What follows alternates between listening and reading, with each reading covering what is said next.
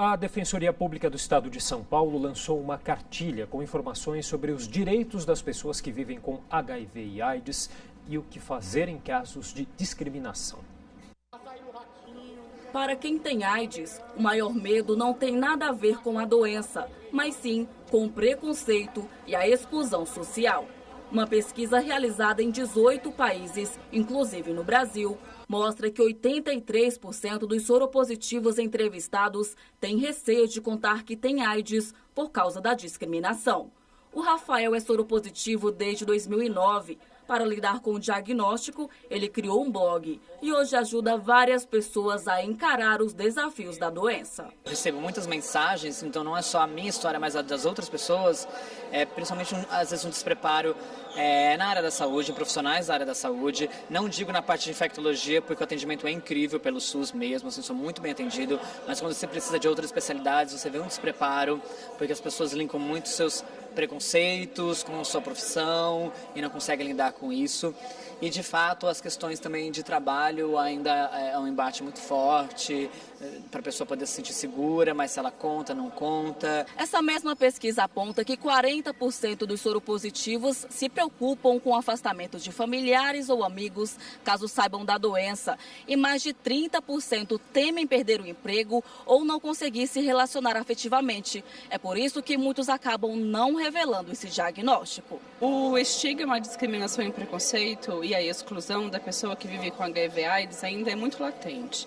Ela ainda é uma discriminação como se fosse do início da epidemia, né? A gente avança nos medicamentos, a gente avança na tecnologia, mas a gente não avança na sociedade para a diminuição do estigma, né?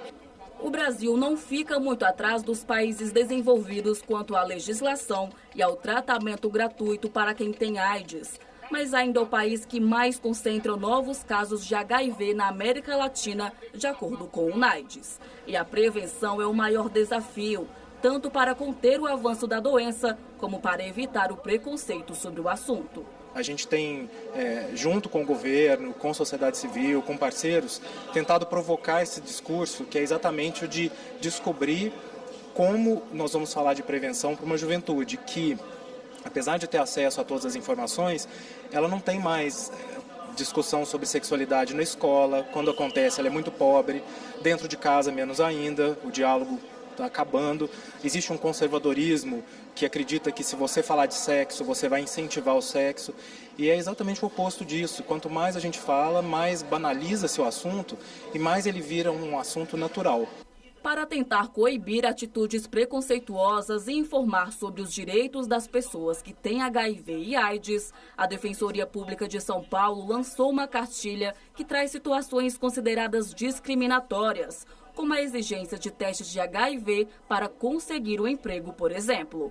A cartilha informa quais órgãos recorrer nessas situações e também explica quais são as leis que protegem pessoas nessas condições. Nós temos uma legislação federal que criminaliza, ou seja, torna crime a conduta de discriminação das pessoas que vêm com HIV, inclusive a conduta de divulgar o status sorológico de uma pessoa publicamente, sem o consentimento dela.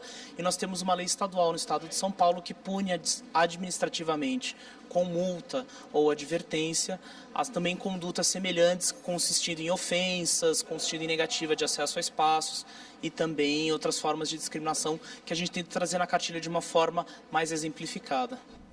E além da distribuição em órgãos públicos no estado, a cartilha está disponível no site www.defensoria.sp.def.br.